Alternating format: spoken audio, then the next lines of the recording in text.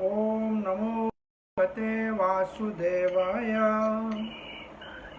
ओम नमो भगवते वासुदेवाय। ओम नमो भगवते वासुदेवाय। कृष्णाय वासुदेवाय देवकी नंदनाय च नंदगोपकुमाराय गोविंदाय नमो नमः।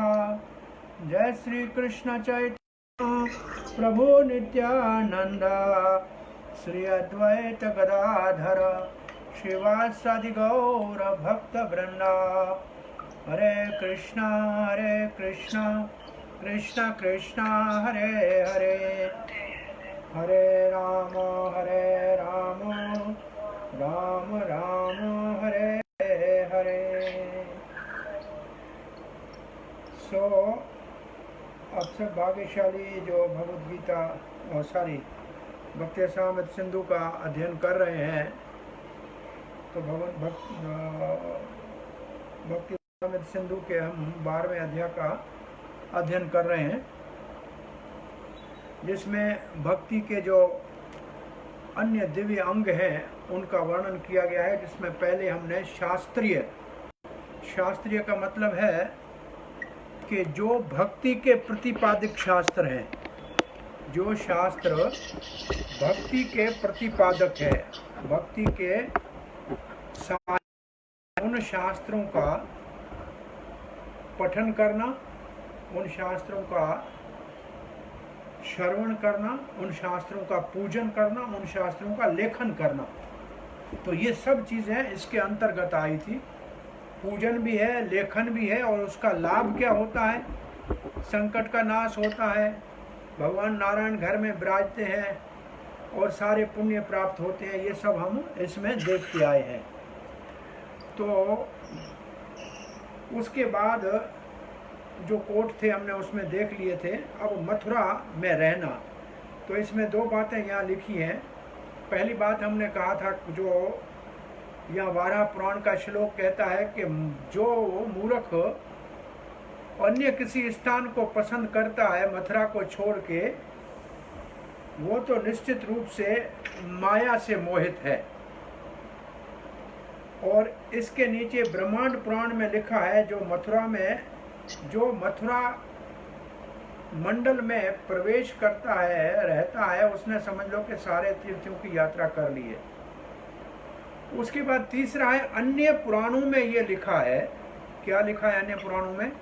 ये मथुरा के विषय में सुनना, मथुरा का स्मरण करना, मथुरा का महिमा गुणगान करना, इच्छा करना कि मैं मथुरा में जाऊंगा, मथुरा का बाहर से जाते हुए दर्शन करना, जैसे कोई ट्रेन में जाता है, मथुरा से गुजरता है और मथुरा के ऊपर दृष्टि पड़ती है भाव से, और मथुरा की भूमि का स्पर्श करना।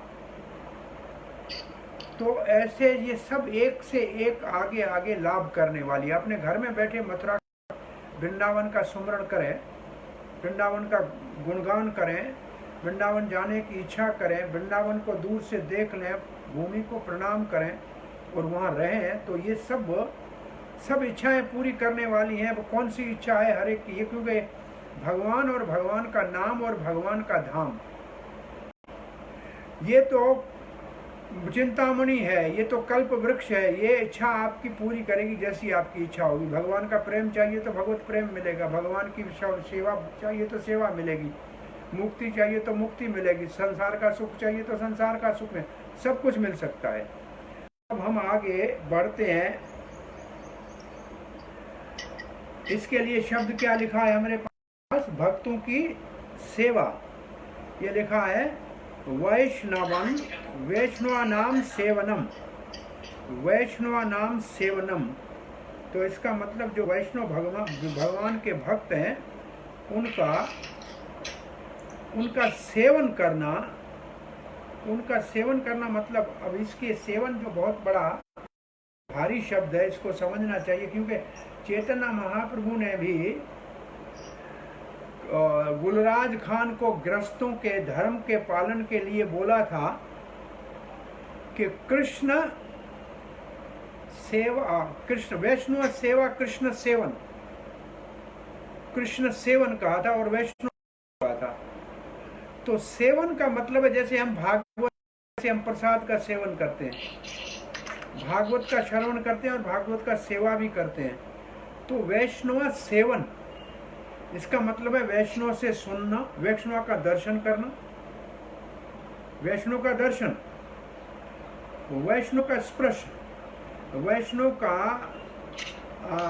वैष्णव से श्रवण करना, वैष्णव के संग में यात्रा करना और वैष्णव की सेवा करना, प्रसाद आदि अथवा कोई उपहार देना, ये सब वैष्णव की सेवन में आते हैं। लेकिन सबसे ज़्यादा शक्तिशाली वैष्णव का सेवा है, उससे हरि कथा सुनना।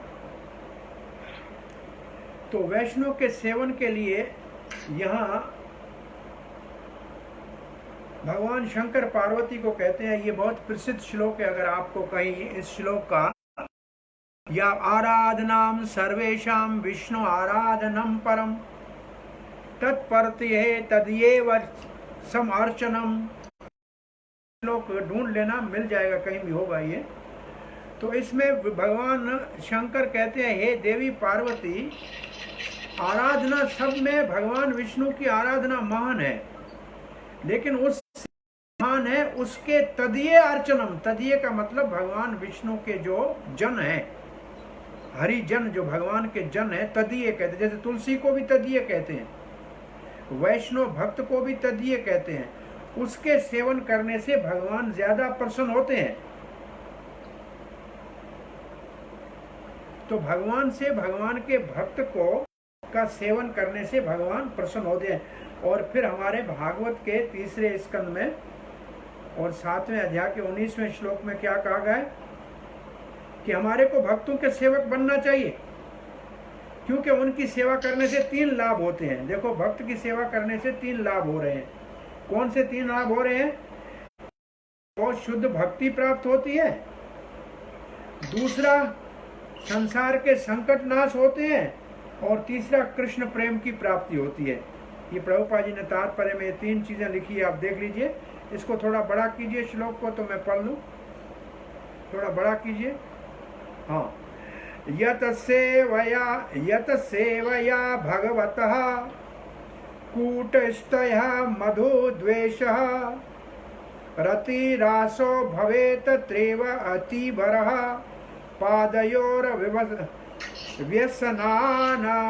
व्यसनानर्दनः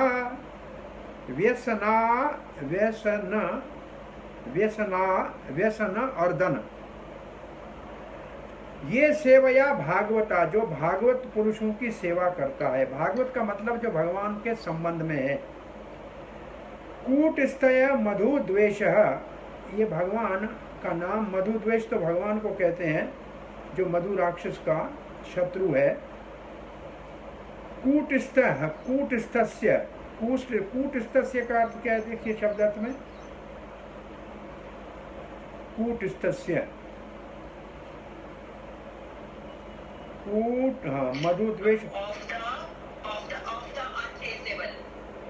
आप दी, हाँ नहीं, हाँ कूट, हाँ तो कूटस्थ, जनरली कूट शब्द जो है, कूट शब्द का है जो सुनार के पास एनवेल होता है ना, जिसके ऊपर वो आभूषण बनाता है, उसको कहते हैं कूट इनवल। उसके ऊपर कितने भी आभूषण बनाए, उसके रूप बदल जाए, लेकिन वो कूट वैसा का वैसा रहता है। उसके ऊपर कुछ भी कूटो वो बदल जाएगा, अलग अलग, कोई इयरिंग बन जाएगा, कोई माला, कोई कंठ का हार बन जाएगा, कोई मंगलसूत्र बन जाएगा, लेकिन वो जिसके ऊपर कूटा जाता है वो वैसा ही रहेगा। उसको कहते हैं कूटस्थ। तो कूटस्थ का मतलब जो भगवान कभी परिवर्तित नहीं होते हैं, ये भगवान को कह रहे हैं। रति रासो, रति रासो माने भगवान से प्रेम प्राप्त होगा। रति रासो भवेत तीव्र, तीव्र रति उसके हृदय में आएगी। पादयोर वैसनाद, वैष्णा, ये इसका क्या अर्थ है? व्यसना अर्दन, असल में होना तो चाहिए जैसे जनार्दन है, ऐसे व्यसनार्दन है। इसका मतलब है नाश करने वाला। अर्दन का मतलब नाश करने वाला। उसके सारे वैसन नाश हो जाएंगे। वैश्य अवैशन अर्दन, जैसे जनार्दन है ऐसे वैश्य अर्दन, तो उसके सारे दुख नाश हो जाएंगे। तो इस श्लोक में जो प्रभुपाद ने यहाँ देखिए इसका जो भाव दिया है अपने भक्ति रसामृत सिंधु में, उसमें 3 चीजें लिखी है। पहली लिखी है उसको भक्ति प्राप्त होगी, और दूसरा लिखा है उसके ये जो व्यसन अर्दन, उसका मतलब क्या अर्थ लिखा है, उसके भौतिक कलेश कम हो जाएंगे, भौतिक कलेश कम। और तीसरा लिखा है भगवान के लिए रति, ये प्रेम जो है वो उत्पन्न हो जाएगा। तो ये क्या करने से हो जाएगा? केवल भगवान के भक्तों की सेवा करने से। स्कंद पुराण में लिखा है, स्कंद पुराण में क्या लिखा है? भक्त कैसा है जिसका सेवन करें, उस भक्त की, वैष्णव भक्त की पहचान यहाँ दे रहे हैं। जिसने ऊर्ध्व पुंड्र तिलक लगाया हुआ है, शरीर के ऊपर जिसके शंख चक्र गदा और पद्म के चिन्ह सुशोभित हो रहे हैं, तुलसी की कंठी माला पहनी हुई है, हाथ में तुलसी है, सर के ऊपर तुलसी दल रखा हुआ है, और गोपी चंदन से सुसज्जित है। एकमात्र कल कोई एक बार केवल देख ले तो सारे पापों से मुक्त हो जाएगा। इसका मतलब वैष्णव के दर्शन मात्र से, भगवत भक्त के दर्शन मात्र से सब पाप दूर हो जाएंगे। तो ये अगर आपको याद आए तो एक हमारा वैष्णव का भजन है, और वैष्णव भजन में क्या लिखा है?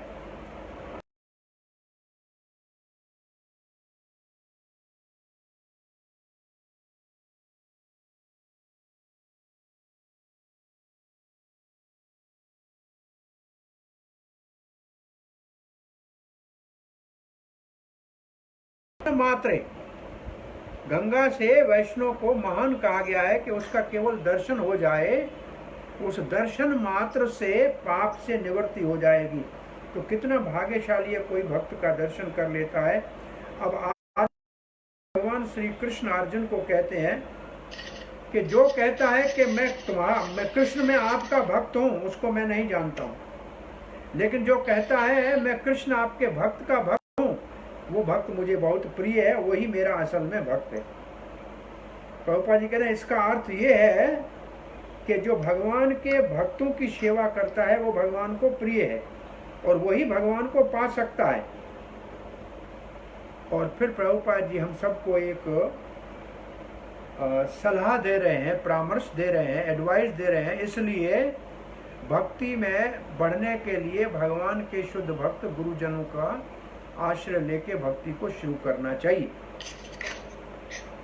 तो इसलिए चैतन्य महाप्रभु ने हमें कहा, हमें ये शिक्षा दी है, गोपी भरतहु पद कमलयोर दास दास दास अनुदास। भगवान के भक्तों का दास है, वो भगवान को बहुत प्रिय है। और भगवान कहते हैं मुझे कोई कहे कि कृष्ण मैं तुम्हारा भक्त हूं, मैं उसको पहचानता नहीं हूं। लेकिन कोई कहे, जैसे भीष्म पितामह प्रार्थना कर रहा है, कृष्ण को कह रहा है विजय सखा, अर्जुन के मित्र हो, पार्थी, तो अर्जुन के नाम के साथ भगवान को जोड़ के कह रहा है। इसलिए प्रभुपाद जी हमेशा लिखते हैं भगवान को हमेशा किसी भक्त के साथ न यशोदा नंदन, नंद नंदन, इस तरह से किसी भक्त के साथ उसका नाम जोड़ने से तो वो भगवान को बहुत प्रिय लगता है, वो भक्त भगवान को पसंद है। ऐसे जनरली एक कहावत ऐसा है, हम दर्शन करने जाते हैं, आगे आगे मंदिर में चले जाएं तो भगवान को हम देखें तो ठीक है, लेकिन भगवान हमको नहीं देखते। तो भगवान की नजर कहाँ होती है? बोला जहाँ गरुड़ स्तंभ होता है, भगवान को अपने भक्त के ऊपर नजर होती है। जो गरुड़ स्तंभ वो भगवान को पहले देखेगा, और जो बिल्कुल भगवान के सामने आगे चला गया देखने के लिए, वो देखे तो ठीक है, लेकिन भगवान उसको नहीं देखते। तो भगवान किसी को देख लें तो उसका कल्याण हो जाता है। भगवान किसी को मान लें, जैसे भगवान कहते हैं अर्जुन को मैं आप मेरे भक्त हो, हम भगवान को भक्त हैं, ये कोई बड़ी बात नहीं है, लेकिन भगवान कहे कि मेरा भक्त है। तो भगवान किसी को कहे कि ये मेरा भक्त है, वो तब कहते हैं जब किसी भक्त, इसलिए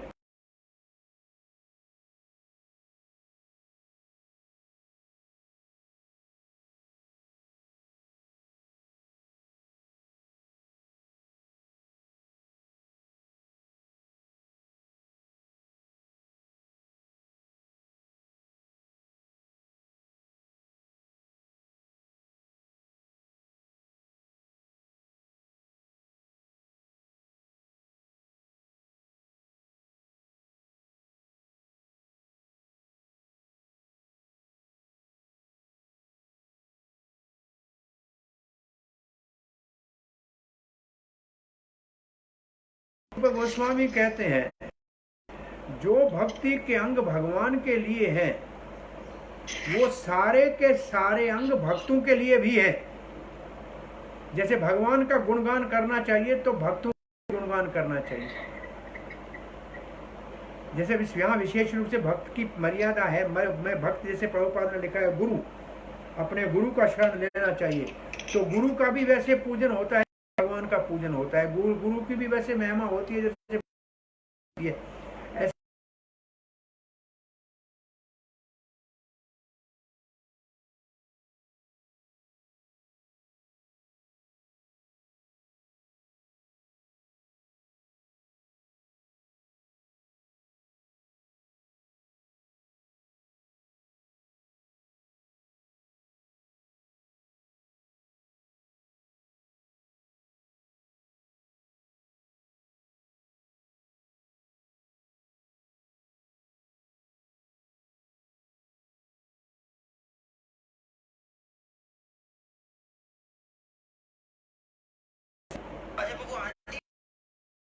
स्लाइड में नहीं आ रहा, स्लाइड में नहीं आ रहा। बाबू एक सेकंड।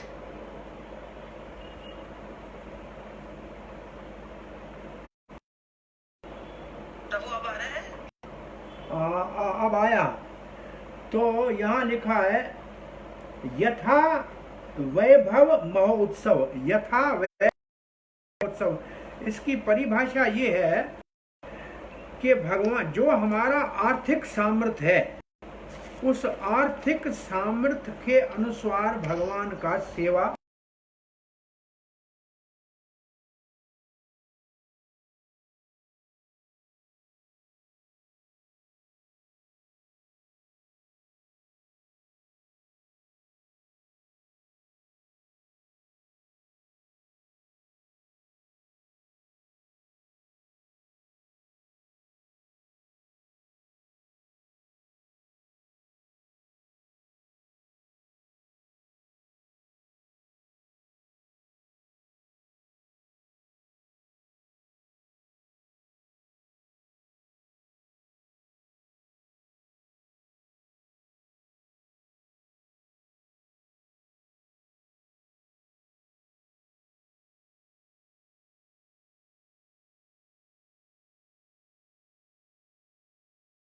है, या इसके नीचे वाला यह करोति महिपाल, है महाराज जो करता है हरि ग्रह, भगवान के मंदिर में महोत्सव, बड़ा महोत्सव करता है, तस्या अपि भवति नित्यम हरि लोके महोत्सव, उस के लोक में सदा।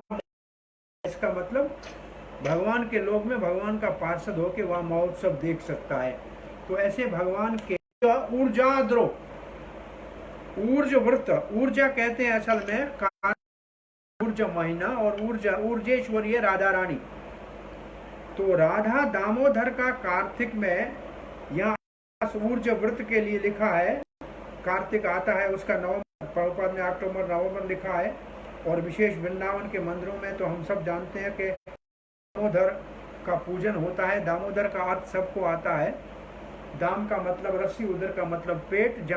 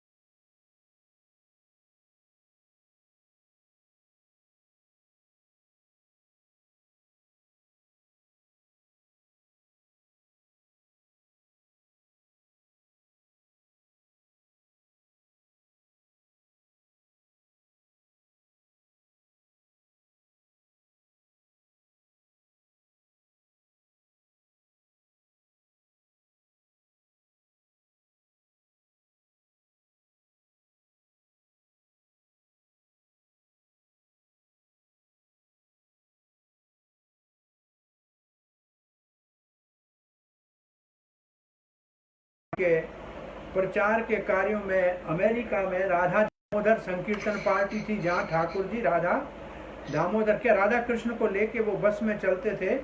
तो बस जब चलती थी तो उनको बांधना पड़ता था।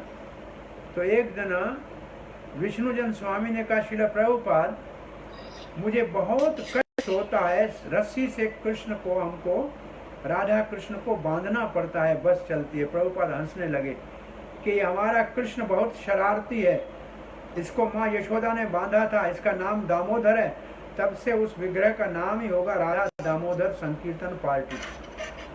और ये पार्टी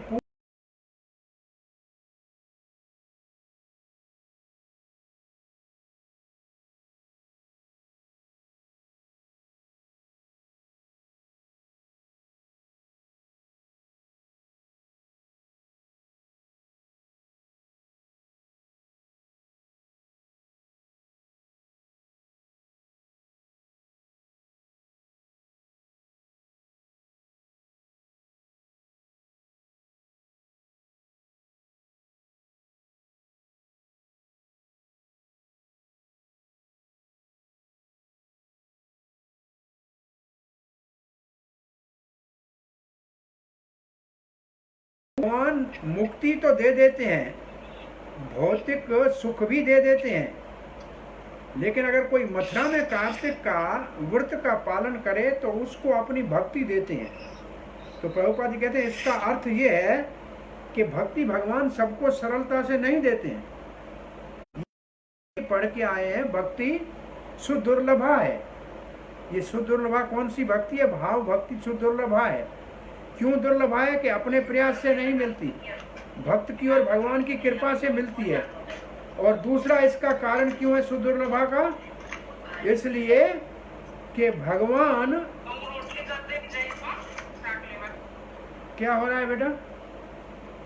प्रभु कर दिया, मैंने किसी का माइक खुला हुआ था, बंद कर दिया। ओके, सो भगवान इसलिए नहीं देते हैं भक्ति क्योंकि भगवान भक्त का अधीन हो जाता है।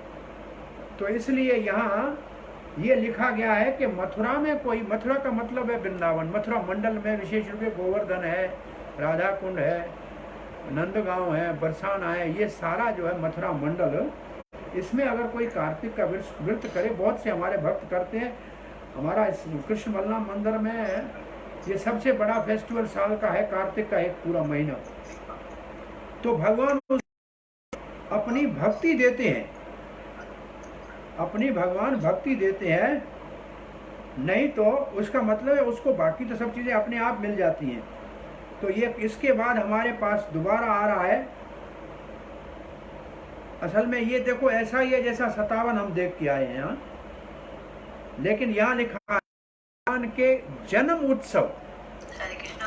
हाँ हरे कृष्णा, बोलिए बोलिए, आपका आ नहीं रहा है वो हरि बोल। प्रभु की आवाज आ रही, प्रभु आ गई आपकी आवाज। हाँ आपका वो चार्ट नहीं आ रहा है क्यों? मेरा कंप्यूटर भी आज बंद पड़ा है।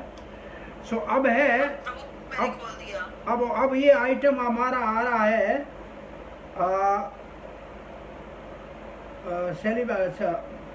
ये जो 59 नंबर ऑब्जर्विंग फेस्टिवल का मतलब है श्री जन्मदिन यात्रा।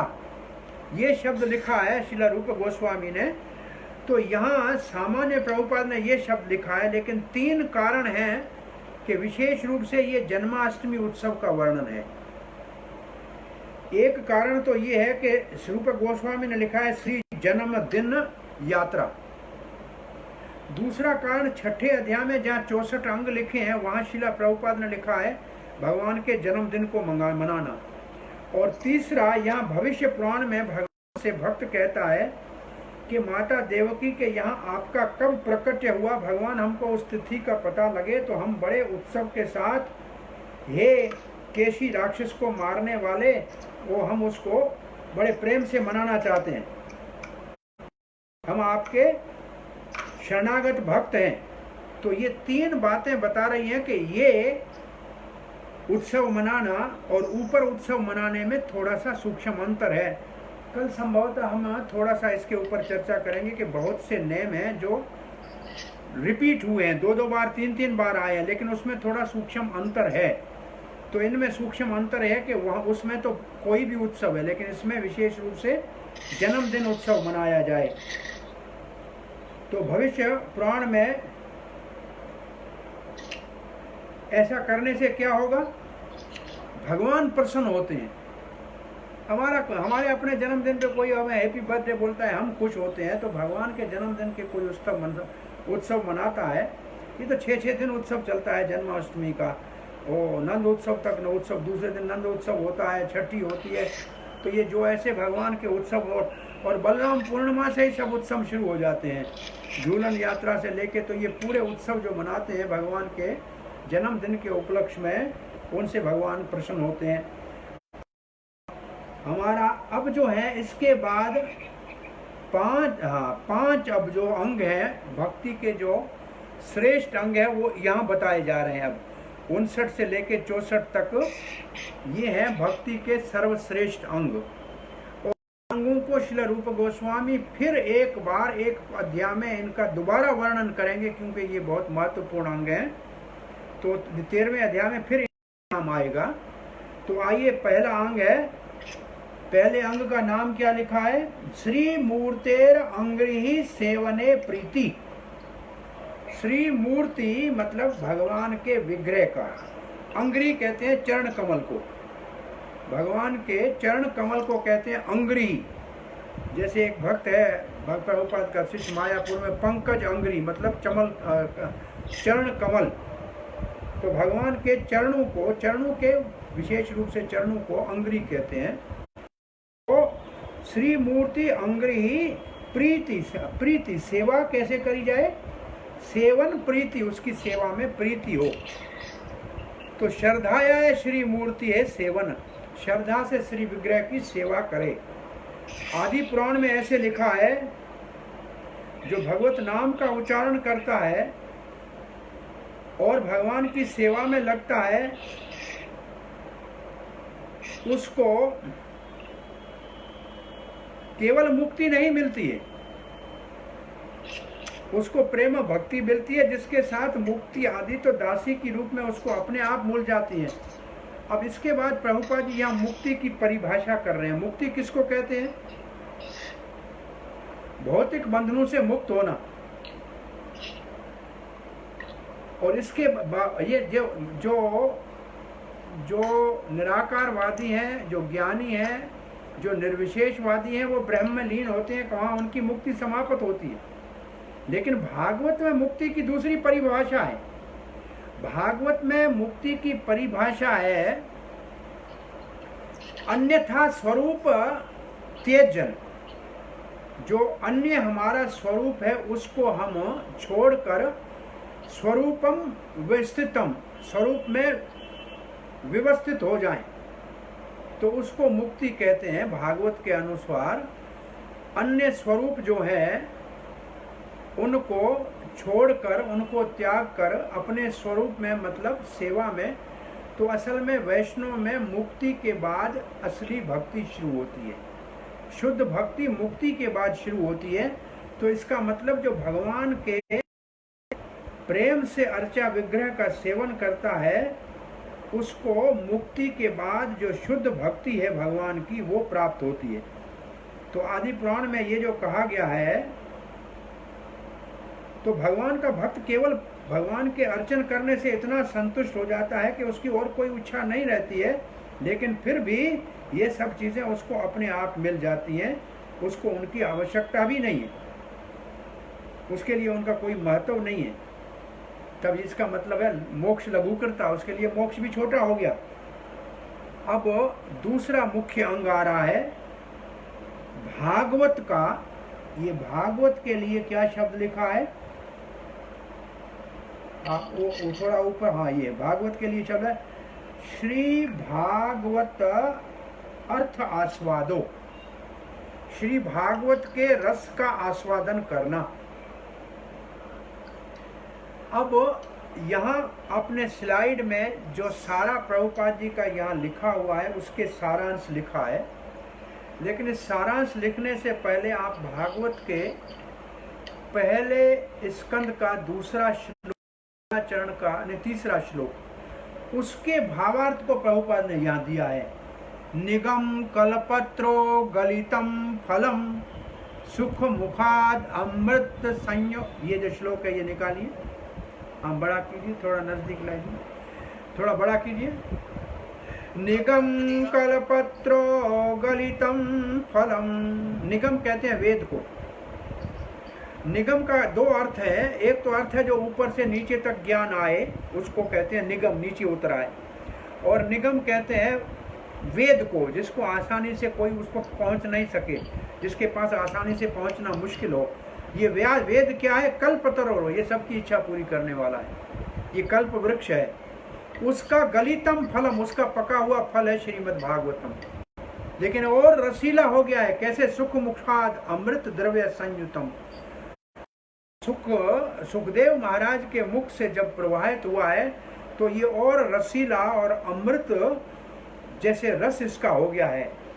पीबत भागवतम रसमालयम, पीबत भागवतम रसमालयम।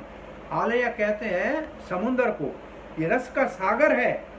हमारा भक्ति रसामृत सिंधु में जो भी रस है वो सारे रस भगवान श्री चैतन्य महाप्रभु ने भागवत से रस रूप गोस्वामी को दिए, जिन्होंने भक्ति रसामृत सिंधु लिखा। ये रस सारे भागवत से आए हैं, ये रसमालयम है। और पियो इसको, मुहो बार बार पियो, वो रसी को और वो भावुक। इस धरती के ऊपर जो रसिक है और भावक है, जो रस का महत्व जानता है, उसको प्रेम से इस भागवत को बार बार पीना चाहिए।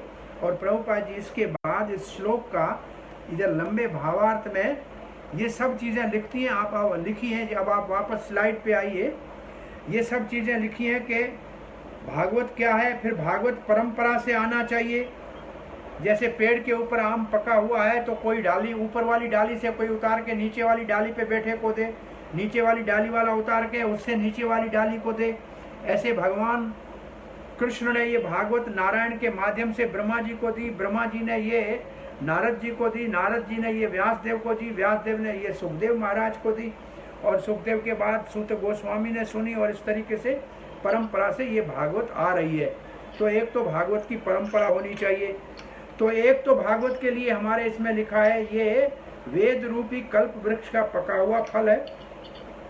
और प्रभुपाद ने लिखा है जैसे आम का वृक्ष बहुत अच्छा है कि वृक्षों का राजा आम उससे उत्पन्न होता है, और अगर उस आम को कोई तोता थोड़ा चख लेता है तो वो मीठा हो जाता है।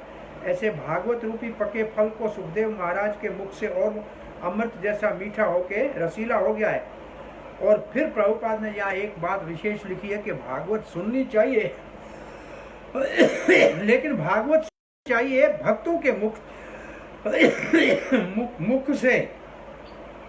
चैतन्य महाप्रभु ने विशेष रूप से कहा है भागवत का श्रवण भागवत पुरुष से होना चाहिए। तो फिर भागवत का मतलब जो भगवान से संबंधित है, तो ऐसा जो भगवान से संबंधित व्यक्ति है उससे भागवत सुननी चाहिए। भागवत गीयते भागवत स्थाने, ऐसा सरु दामोदर महाराज कहते हैं भागवत का श्रवण भागवत पुरुष से किया जाए।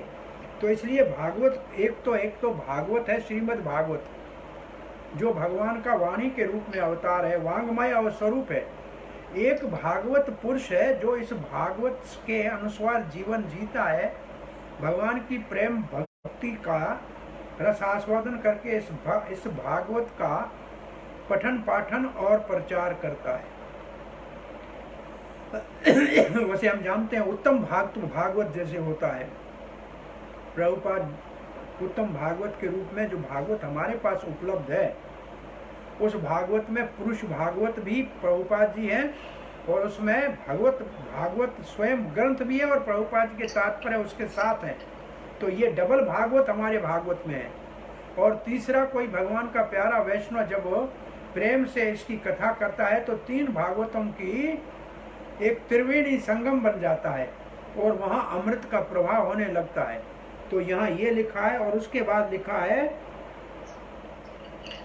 फिर एक बात लिखी है, इसके लिए एक श्लोक आप निकालिए। ये श्लोक लिखा नहीं है यहाँ, ये श्लोक इसका भाव इसलिए लिखा है कि भागवत मुक्त पुरुषों को भी आनंद देती है।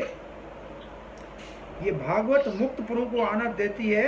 ये देखिए लिखा है दूसरे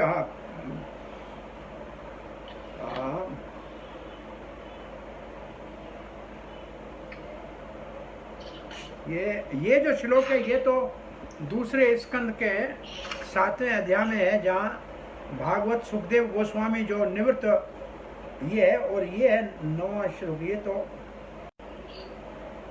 हाँ दूसरे स्कंद के दूसरे अध्याय का Shrimad Bhagavata second canto first chapter verse number 9। हाँ मिल गया ना। हाँ यहाँ ये अब ऊपर वाला ये हटाइए ना। हाँ 9। हाँ परिनिष्ठोऽपि निर्गुण्य, सुखदेव महाराज कहते हैं मैं निर्गुण का मतलब ब्रह्म में, निर्विशेष अक्षर ब्रह्म में, उसमें परिनिष्ठ था, प्रकृष्टेन रूपेण निष्ठ था। इसका मतलब मैंने तो जन्म से ही मैं सिद्ध था। परिनिष्ठोऽपि निर्गुण्य उत्तम श्लोक लीलया, भगवान श्री कृष्ण की मधुर लीलाओं ने गृहीत चेतसा राजर्षे, हे राजऋषि महाराज परीक्षित, भगवान श्री कृष्ण की मधुर लीलाओं ने मेरे चित्त को अपनी ओर आकर्षित कर लिया। तो फिर आपने क्या किया? आख्यानाम यद अधित्वान, मैंने इस सारे भागवत के शास्त्र का अध्ययन किया, मैंने इसका अध्ययन किया। तो इसके बाद एक और वो प्रसिद्ध श्लोक है आत्माराम वाला, कि जो आत्माराम है वो भी भगवान के लीलाओं से आकर्षित होके और भक्ति में आ जाते हैं। एक बहुत बड़ा प्रसिद्ध अद्वैत शंकराचार्य के स्कूल का बहुत के शिखर का महात्मा था मधुसूदन सरस्वती, बनारस में रहते थे। भगवान भोलेनाथ के पास जाते थे, काशी विश्वनाथ के पास। वृंदावन में आए और इतना उनके ऊपर प्रभाव वृंदावन का पड़ा कि वहां से जाने के बाद उनके हृदय में भक्ति का ऐसा उदय हुआ, उन्होंने कहा कृष्ण परम तत्व अहम न जाने, कृष्ण के अलावा और कोई परम तत्व है मैं नहीं जानता हूं। वो कहते हैं मैं अद्वैत सिद्धांत के शिखर के ऊपर बैठा हुआ था, लेकिन ये गोपियों के प्रेमी लंपट ने मेरे को अपनी रसिक लीलाओं से वहां से खींचकर वृंदावन की खाक, वृंदावन की रज में लौटने के लिए बाध्य कर दिया। उनका एक प्रसिद्ध श्लोक है, बंसी विभूषित करानो, ये बहुत सुंदर, बहुत श्लोक, पीतांबर, और ये बहुत बड़ा सुंदर भगवान श्री कृष्ण के, इसके अलावा और कोई तत्व मैं नहीं जानता हूँ। तो ये श्लोक यहाँ दिया गया है भागवत में कि जो मुक्त है सुखदेव जैसे, वो भी भागवत के रस से आकर्षित हो जाते हैं। फिर प्रभुपाद कहते हैं व्यासदेव तो आत्म साक्षात्कार किया हुआ भगवान का अवतार ही है, वेदों के विस्तार के लिए उन्होंने इस दिव्य ज्ञान को अपने पुत्र सुखदेव को दिया। ऐसे परंपरा भगवत गीता में का, तो भागवत को परंपरा से सुनना चाहिए। अब आगे है, जैसे आगे आ रहा है एक और अंग भक्ति का, और ये महत्वपूर्ण अंग दोबारा रिपीट हुआ है, फिर हम देखेंगे इसमें अंतर क्या है। अब हम आगे जा रहे हैं, इसके आगे, हाँ ये हो गया, ये हमने देख लिया। इसके बाद क्या है, ये एक श्लोक और है, भक्तों के संग। इसके लिए शब्द क्या है, ये शब्द का पहले परिभाषा सुन लीजिए। शब्द है सज्जात्या, और ये स्निग्ध, स्पेल गलत है, स्निग्ध शब्द है, स्निग्ध जो यहाँ सिजिद लिखा है, ये स्निग्ध, स्निग्ध कहते हैं रसीला, स्निग्ध वैसे घी को कहते हैं। तो जो बहुत ही कोमल हो, बहुत ही सौम्य हो, बहुत ही जो है घी की तरह बहने वाला हो, अपने आप को बिछा दे, उसको कहते हैं स्निग्ध। तो ये शब्द को करेक्ट करना। सजातीय का मतलब है सजातीय का मतलब ये होता है कि जैसे कहते हैं birds with same feather fly together, अंग्रेजी में जैसे कहावत है। तो जो जैसे लंगोटिया जार के जो कहते हैं जो मित्र है, एक विचार वाले मित्र साथ उठते बैठते हैं। तो यहाँ सजातीय का असल में मतलब ये है कि जो दास्य रस के भक्त हैं वो दास रस के भक्तों के साथ वो सुख लेंगे, जो सखा रस के भक्त है वो सखा रस के भक्तों के साथ सुख लेंगे, जो वात्सल्य भक्त के रस है वो वात्सल्य भक्त के साथ। अगर मानो कि माधुर्य रस का भक्त है दास्य रस के साथ है तो उनके अंदर थोड़ा विजातीय हो जाएगा। एक तो ये हुआ ऊपर का सजाती, ये हुई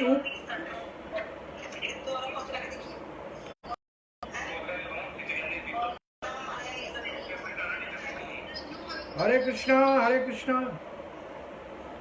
ये एक सजातीय हुआ, ये ऊपर का सजातीय हुआ। नीचे का सजातीय क्या है? नीचे का सजातीय है कि ज्ञानियों के साथ भक्तों का मेल नहीं होता। ये सजातीय क्या है? ज्ञानियों के साथ भक्तों का मेल नहीं होता। सजातीय मतलब भक्त भक्त के साथ हो, योगियों के साथ भक्त का माल नहीं होता, ये विजातीय हो जाएगा। तो ऐसे दूसरे साधन वालों के साथ नहीं, केवल भक्तों के साथ। एक तो ये हो गया, एक सजातीय का भाव हुआ। जैसा आपका भाव है ऐसे भक्त के साथ आप सिद्ध, और स्निग्ध के बाद है श्री भगवत भक्त संगो, श्री भगवत भक्त संगो। सजातीय सजातीय स्निग्ध श्री भगवत भक्त संग। और इसके बाद इसकी महिमा के लिए जो यहाँ प्रभुपाद जी ने अनुवाद दिया है, ये श्लोक में यहाँ दिया हुआ है। इस श्लोक को निकालिए। ये श्लोक है तुल्य लवेनापि भगवत भक्ति संगस्य। ये हो गया। अब ये पहले स्कंद के 18वें अध्याय का पहला स्कंद 18वां अध्याय। और अभी आया था हमारे पास, क्या कौन सा श्लोक नंबर था? 13 हाँ, तो उसमें था। इसमें जो भक्ति रसामृत सिंधु में नहीं है, लेकिन वो स्लाइड में रखा हुआ है। नहीं, ये नहीं है। उसमें देख 13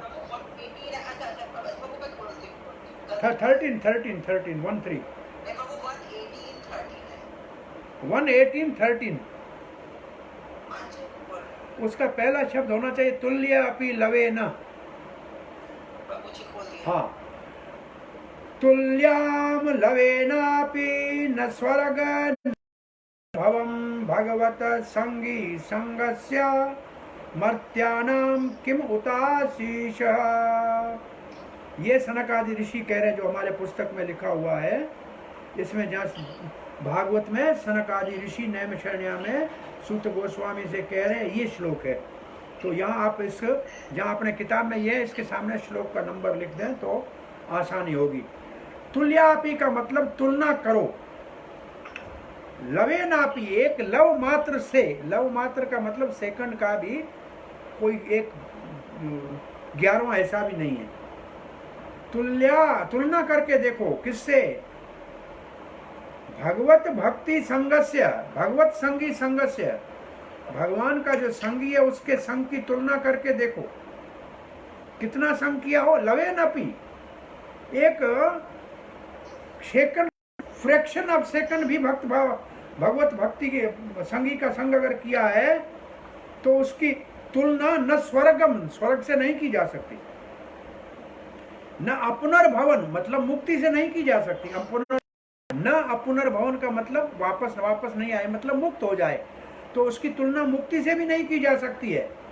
तो फिर मर्त्या नाम के उत आशीष, तो फिर इस मृत्यु लोक में कोई आशीष दे और सुख मिले, उसकी तुलना क्या करोगे? जब स्वर्ग से और मुक्ति से भी उसकी तुलना नहीं की जा सकती, तो इस मृत्यु लोक में कोई आशीष मिल जाए, कोई वरदान मिल जाए, उससे क्या इसकी तुलना करें? तो भगवत भक्त संगी संगस्य, उसकी तुलना लव मात्र। साधु संग सर्व शास्त्र कहे, लव मात्र साधु संग सर्व सिद्धि होए। ये चैतन्य महाप्रभु ने साधु संग की इतनी महिमा कही है। आपने कहीं कभी एक कथा सुनी होगी, प्रभुपाद जी अमेरिका से साउथ अमेरिका जा रहे थे, तो उस दिन उस फ्लाइट में कुछ साथ प्रसाद, ये कभी हो जाए वापस उसी के ऊपर आ जाइए अपने स्लाइड पे। तो थोड़ा एक अल्प संघ की एक कथा हमेशा भक्त प्रभुपाद की लीला से बताते हैं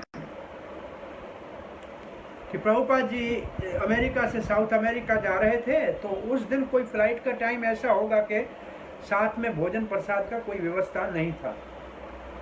तो जब तो उनके पास केवल मूढ़ी मात्र थी, पफ राइस था। तो प्रभुपाद के सेवक ने प्रभुपाद को दिया, प्रभुपाद ने उसमें से जो भी 2 मुट्ठी खाया, फिर भक्तों को खाने के लिए दिया, जो सेक्रेटरी और सेवक था। इतनी देर में एक जो सेविका थी जहाज में, वायुयान में, जो हवाई जहाज में सेविका थी, जो एयर होस्टेस, उसने क्या भगवान ने प्रेरणा दी, उसने वो मूढ़ी के मुट्ठी भर ली और ऐसे मुंह में डाल के खा लिया। अब प्रभुपाद का महाप्रसाद खा लिया, भक्तों के हाथ से लेके खा लिया, किसी से पूछा भी नहीं। क्या परमात्मा ने उसके सुकृति उदय हो गई थी। उसने कहा ये बड़ी अच्छी है, ये क्या है? बोला ये तो प्रसाद है, आज हम लाए नहीं है इसलिए ये खा रहे हैं। बोला फिर आप क्या खाएंगे, क्या दूं? बोला हम तो कुछ खाते नहीं है, फल खाते हैं या तो दूध। तो वो फर्स्ट क्लास के अंदर गई, वहां से फल लाई, दूध लाई, थोड़ी सेवा कर दी भक्तों की, प्रभुपाद की और भक्तों की सेवा कर दी। ये बात है कोई 71 की संभवतः। 81 में एक भक्त घूमता हुआ साउथ अफ्रीका के किसी गांव में जा रहा था, तो एक घर के बाहर वो दरवाजा खटखटाया, तो अंदर से तिलक लगाई एक स्त्री निकली। तो उसने पुस्तक दिया, उसने बोला मैं तो ये पुस्तक मेरे पास है और मैं जब भी करती हूँ। उसने बोला इसलिए गांव में आपको ये तिलक, वैष्णवा कंठी माला और हाथ में माला और पुस्तक, ये कैसे? उसने बताया जहाज में मैं एयर होस्टेस थी और एक क्षण भर का लिए मैंने उन भक्तों की सेवा की थी और ये प्रभुपाद की लव मात्र सेवा से उसके हृदय में ये भगवत भक्ति प्राप्त हो गई। तो ये मुक्ति से और स्वर्ग से और संसार के, ये दुनिया के अंदर बड़े आशीर्वादों से भी महान है। इसके बाद ये अपने पुस्तक में ये हरि भक्ति सुधोध्या से उदाहरण दिया हुआ है। हिरण्यकशिपु प्रहलाद महाराज को कहते हैं, ये हिरण्यकशिपु की शिक्षा है कि भक्तों का संग ऐसे है जैसे कोई हीरे का संग करे। अब हीरा अगर पीले चीज के सामने रखोगे तो पीला उसके अंदर दिखाई देगा, हरे के सामने रखोगे तो हरा, नीले के सामने नीला, लाल के सामने लाल। ऐसे जो भक्त का संग करेगा वो वैसा ही हो जाएगा उसका। ये कहावत है कि जैसा आपका संग है वैसा रंग लग जाएगा। तो हीरे में सब वैसे ही रंग लग जाते हैं, जो उसके सामने रखोगे वैसे ही वो चमकने लगेगा। तो भक्त का जैसा कोई संग करेगा तो वैसा ही उसके अंदर रंग लग जाएगा। प्रभुपाद जी कभी कभी अब जैसे आजकल ये कोरोना का जो है, एक के पास उसके हाथ लगाओगे तो आपको लग जाएगा, संक्रमण हो जाएगा। इस संक्रमण को सकारात्मक रूप से प्रभुपाद जी कहते हैं, ऐसे भक्तों के पास जाओगे तो संक्रामित हो जाओगे और आपको भक्ति का रोग लग जाएगा, लेकिन ये अच्छा रोग है। एक बार इंग्लैंड के मंदिर में वहाँ एक जो भगवान के लिए, श्री विग्रह के लिए जो पोशाक बनती है, इसका मतलब जो उसके ड्रेसेस बनती हैं, जो उनका वस्त्र आभूषण बनते हैं, वो प्रायः मुसलमान लोग बनाते हैं। वृंदावन में प्रायः मुसलमान लोग ज़्यादा बनाते हैं। तो उस मंदिर का अध्यक्ष उस वक्त कह रहा है कि वो जब देने आया तो मैंने उसको भगवत गीता गिफ्ट देना चाहिए। उसने लेके सर के ऊपर लगाया और सर के ऊपर लगाने के बाद उसने कहा मैं लेके नहीं जाऊंगा। बोला क्यों? बोला मैं ले गया और मैंने ये पढ़ी तो मैं आप जैसा हो जाऊंगा, मंदिर में आ जाऊंगा, सिर मुंडवा लूंगा और इसलिए मेरे को अभी दुनिया में रहना है। तो भक्तों के संग करने से, प्रभुपाद का संग पुस्तक के माध्यम से, किसी कोई पुस्तक को देख भी लेता है, कोई छू भी लेता है ना, तो कभी न कभी उसके जीवन में परिवर्तन आएगा। अज्ञात सुकृति उसकी पहले से ही शुरू हो गई।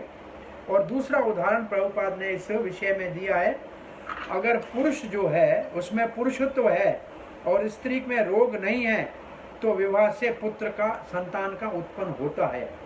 ऐसे ही ये भक्त तो है अपने आप में पहले ही पुरुष, भगवान की शक्ति को, भक्ति को अपने हृदय में धारण करते हैं। अगर इनके संग करने वाला कोई योग्य पुरुष आ जाए जिसके अंदर भक्ति लेने का सामर्थ्य है, तो निश्चित रूप से भगवत प्रेम का उदय होगा ही होगा, होगा ही होगा। इन दो उदाहरणों के साथ और इस भागवत के श्लोक के साथ सजातीय स्निग्ध श्री भगवत भक्त संगो, ये अंग पूरा हुआ। अब इसके बाद 63वां अंग क्यों लीजिए। आज 64 अंग आज पूरे करते हैं और फिर कल 13वां अध्याय शुरू करेंगे। अब ये जो है, ये है 63वां अंग, श्री नाम संकीर्तन। पहले भी हम संकीर्तन सुन के आए हैं, जप भी सुन के आए हैं, कीर्तन भी सुन के आए हैं। ये अंग बार बार आया है। एक तो इसका अर्थ है ये महत्वपूर्ण है, और दूसरा यहाँ विशेष रूप से क्या कहा जा रहा है, ये श्लोक है जिस श्लोक का श्रीला प्रभुपाद ने यहाँ भावार्थ दिया है। प्रभुपाद ने कैसे शुरू किया है ये पैराग्राफ के हरे कृष्ण महामंत्र जपने का महत्व ये बताया गया है भागवत के दूसरे स्कंद के पहले अध्याय के 11वें श्लोक में। तो ये पहले अध्याय का 11वां श्लोक यहाँ दिया हुआ है। इस श्लोक से पहले आपको चौथा या 5वां श्लोक एक बार पहले पढ़ाया समझाया था। वह जो साधन भक्ति शुरू करने के लिए किसी को उसका ध्यान आता है वो इसी अध्याय का है, लेकिन 5वां है। किसी को याद आता है वो क्या है? 5वां है, संभवतः 5वां ही है, चौथा या 5वां। तस्माद, हाँ तस्माद वो श्लोक इसलिए बता रहे हैं कि इसके बाद जो नीचे दिया हुआ है स्लाइड में उस श्लोक से जुड़ा हुआ है। हाँ तस्माद भारत सर्वात्मा ईश्वरो हरिः श्रोतव्यम स्मर्तव्यम और श्रोतव्यम कीर्तव्यम स्मर्तव्यम यदिच्छति अभयम। यहाँ यही है। तस्माद भारत सर्वात्मा भगवान ईश्वरो हरिः श्रोतव्य कीर्तव्यश्च स्मृतस्य चिच्छतो अभयम। जो भय से मुक्त होना चाहिए चाहता है वो भगवान के नाम के 3 काम करे। यहाँ भक्ति के 3 अंग हैं, श्रवण है और सुमरन है।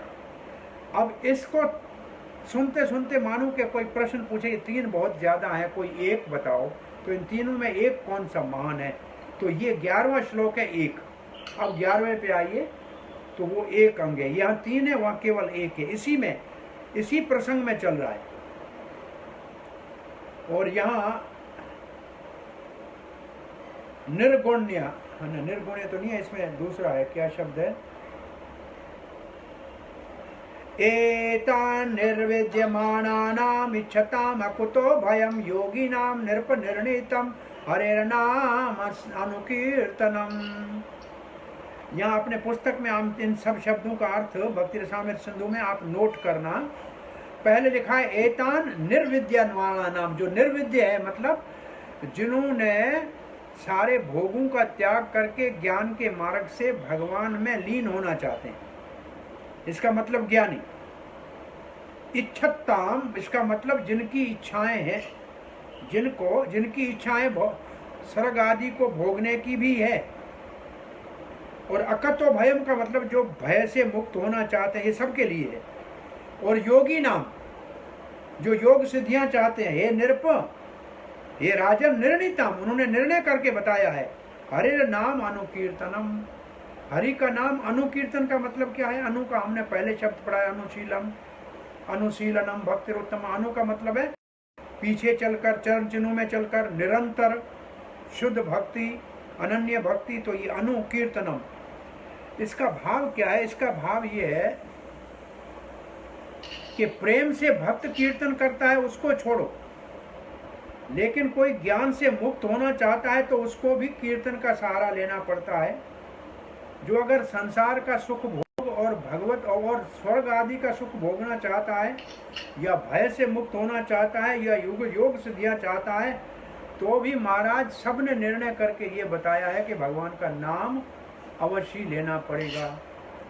तो इसका मतलब नाम संकीर्तन, आप देखें ज्ञानी है ये भी कीर्तन करते हैं, मंदिरों के अंदर इच्छा से जाने वाले भी कीर्तन करते हैं, तो कर्मी भी करते हैं, ज्ञानी भी करते हैं, योगी भी करते हैं। लेकिन इसमें अंतर क्या है कि इनका भक्ति वाला कीर्तन नहीं है, लेकिन इनकी फल तब मिलता है जब कीर्तन करते हैं। अब इनके कीर्तन में और हमारे कीर्तन में क्या अंतर है ये हम आगे स्लाइडों में देखेंगे। तो यहाँ प्रभुपाद जी ने इनका शब्दों का क्या अर्थ लिखा है, आप देखिए प्रभुपाद जी ने शब्द का अर्थ क्या लिखा है। जो भगवान के महामंत्र को जपना शुरू कर देता है उसको पहले ही सब सिद्धियां हो गई है। यहाँ ये देखिए इस श्लोक की प्रभुपाद का यहाँ अद्भुत भावार्थ है। इसके आगे आप चलिए, इसको ये हो गया, अपने पुस्तक भक्ति रसामृत सिंधु में देखिए। अब भक्ति रसामृत सिंधु में देखिए कि प्रभुपाद जी कहते हैं जिसको हरे कृष्ण मंत्र जपने में स्वतः ही आकर्षण हो गया है तो समझ लो, क्या समझ लो कि वो सिद्ध अवस्था पे पहुंच गया है। क्योंकि जो कर्मी लोग कर्म का फल चाहते हैं, जो ज्ञानी लोग मुक्ति चाहते हैं, जो योगी लोग योग की सिद्धियां चाहते हैं, वो केवल महामंत्र जपने से, सुखदेव महाराज कहते हैं उन्होंने निर्णय करके बता दिया है, पहले ही ये निर्णय कर लिया है, वो मुक्त है, वो पहले से ही मुक्त है। देखिए ये जो 3 शब्द हैं इनका प्रभुपाद ने परिभाषा लिखी है, निर्वेद्यमाणा, इच्छताम और योगी नाम। तो यहाँ ये फिर प्रभुपाद आगे लिखते हैं सुखदेव गोस्वामी इस निर्णितम शब्द का उपयोग कर रहे हैं। स्वयं सुखदेव पहले से ही मुक्त थे, फिर भी वो भगवान के कीर्तन, लीला कीर्तन से प्रभावित हो गए। अब प्रभुपाद जी क्या लिखते हैं, कोई अगर हरे कृष्ण मंत्र जपने के लिए 2 बातें लिखते हैं, क्या लिखी है, उसकी निष्ठा है, एक निष्ठा है और दूसरा विवेक के साथ। और निष्ठा के साथ अगर जपता है तो समझ लेना चाहिए उसने सारे कर्म कांडों को, सारे ज्ञान और योग को पार कर लिया है, उनसे ऊपर उठ चुका है। ऐसी बात आदि पुराण में भी कही गई है। इनको कहते हैं, ये भी श्लोक है। अब हम श्लोक का समय नहीं है, हमारा समय हो गया, लेकिन इसमें कहा है भगवान श्री कृष्ण ने कि कीर्तया, जो मेरा कीर्तन करता है, अर्जुन जो मेरा कीर्तन करता है, मेरे नाम का कीर्तन करता है, वो मेरे संग में होता है। और मैं सच कहता हूँ अर्जुन, विक्रेता, मैं उसके सामने बिक जाता हूँ, वो मुझे खरीद कर लेता है। कीर्तया, जो मेरा कीर्तन करता है, पार्थ सुनो, वो मेरा संगी है और मेरे को उस प्रेममय कीर्तन से खरीद लेता है। और पद्म पुराण में भी कहा गया है, हरे कृष्ण मंत्र जपना जिसके मुख से प्रवाहित हो रहा है, तो उसने क्या किया है, कई जन्मों तक वासुदेव का सेवा किया है, तब उसके मुख से हरे कृष्ण मंत्र निकल रहा है। और पद्म पुराण में आगे भी कहा गया है, भगवान के अनंत नाम हैं। अब ये वो श्लोक है, अगर आपको याद हो तो, कृष्ण रस विग्रह कृष्ण रस विग्रह पूर्ण शुद्धो नित्य मुक्तो नाम नामी अभिन्न। ये श्लोक प्रसिद्ध श्लोक हमारे पुस्तकों में है। रस विग्रह, श्री कृष्ण रस विग्रह पूर्ण शुद्धो नित्य मुक्तो नाम नामी अभिन्न। लास्ट में शब्द है नाम नामी अभिन्न। तो पूर्ण रूप से ये वही शब्द लिखे हैं, पूर्ण है, फुल है, शुद्ध है और नित्य है। ये वो उस श्लोक की परिभाषा लिखी है। और भौतिक भोग से और भगवान के नाम में कोई अंतर नहीं है। अगर कोई बिना अपराध के नाम जपता है तो समझ लो कि वो बहुत बड़ा भाग्यशाली है। असल जब हम नाम जपते हैं तो ये हमको मौका दिया जाता है ताकि हम अपने हृदय को पवित्र करें और बिना अपराध के नाम जपें। और चैतन्य महाप्रभु ने चेतो दर्पण मार्जनम में नाम से हृदय की शुद्धि का वर्णन किया है। परम विजयते श्री कृष्ण संकीर्तनम। अब अपने पास स्लाइड में देखिए, एक हमारे विश्वनाथ चक्रवर्ती ठाकुर पाद ने लिखा है, सारे साधनों में सर्वश्रेष्ठ साधन है भगवान की भक्ति, भगवत भक्ति। और भक्ति भक्त थोड़ा ये इसी को थोड़ा बड़ा कीजिए, फिर ये चला गया। हरे कृष्णा। हाँ, ये छोटा क्यों हो गया ये? आपकी आवाज नहीं बंद हो गई। हाँ, आवाज बंद क्या, ये आपका स्लाइड भी बंद हो गया, क्या हुआ है, क्या हाल है? धक्के से चला रहे। हरे कृष्णा, हरे कृष्णा। आ रहा है कि नहीं आ रहा है? हाँ जी, आपका वो अभी आया, बाबू आपकी कुछ 1-2 मिनट के लिए चली गई थी, आप दोबारा रिपीट कीजिएगा प्लीज। आप जरा ये निकालिए, स्लाइड निकालिए। सारे साधनों में भगवत भक्ति श्रेष्ठ है, सारे साधुओं में भक्ति श्रेष्ठ है। और फिर भक्ति के सारे अंगों में 3 अंग श्रेष्ठ हैं, श्रवण, कीर्तन और स्मरण। इन 3 अंगों में भगवान का कीर्तन सर्वश्रेष्ठ है। और फिर भगवान का कीर्तन 3 प्रकार का है, हम पहले पढ़ के आए, नाम कीर्तन, गुण कीर्तन, लीला कीर्तन। 3 कीर्तनों में भगवान का नाम कीर्तन सर्वश्रेष्ठ है। ऐसा विश्वनाथ चक्रवर्ती ठाकुर इस तरीके से इस प्रसंग को प्रस्तुत करते हैं। अब और आगे जाइए, एक बात करके, एक अंग बचता है 64 में, कल शुरू करेंगे और फिर दोबारा 64 अंगों को 13वें अध्याय में शुरू करेंगे। इसके आगे ऊपर लीजिए स्लाइड को, हाँ जी बाबू। थोड़ा स्लाइड को ऊपर लीजिए। हाँ आगे, हाँ। हाँ, अब नाम संकीर्तन साधन भी है, साध्य भी है। मेरे ख्याल में इसको कल बताएं तो अच्छा है, क्योंकि ये भी सिद्धांत है। तो यहाँ भक्त, हाँ, यहाँ मेरे ख्याल में वाणी प्रोग्राम देते हैं, नाम साधन भी है, साध्य भी है। यहाँ से कल शुरू करेंगे। मेरे ख्याल में नेट भी हमारी कैसे चल गई, वो वाईफाई बंद है आज। यहाँ ये कल यहाँ से शुरू करें। थोड़ी सी आवाज कट के आ रही थी, आज थोड़ी आवाज कट। आज वाईफाई है नहीं, आज मेरा अपना। अब हम यहाँ पूरा करते हैं। किसी का कोई प्रश्न है, जिज्ञासा है तो पूछ लीजिए। कल यहाँ से आगे शुरू करेंगे। भक्ति नाम साधन भी है, साध्य भी है। और कुछ भगवान ने कहा कर अगर वाईफाई आई तो थोड़ा सा रिपीट करेंगे सारा। बाकी एक अंग 64वां रह गया है, 64वां अंग कल पूरा करेंगे, मथुरावास। और मैं कल ही पूछती हूँ कि आज आपकी आवाज कट भी है, कल ही क्वेश्चन करती हूँ। तो कल कंफ्यूजन है तो कल करती हूँ। हाँ, ये रखिए। और कल हम ये भी एक चर्चा करेंगे कि कुछ अंग बार बार आए हैं, रिपीट हुए, उनमें सूक्ष्म अंतर क्या है और कौन कौन से रिपीट आए हैं वो भी देखेंगे। और फिर कल हम ये 4 अंगों को, और जो रूप गोस्वामी ने विशेष रूप से विस्तार से वर्णन किया है, वो 13वां अध्याय कल शुरू करेंगे। पढ़ लेना आप लोग। हरे कृष्ण, धन्यवाद। ठीक है।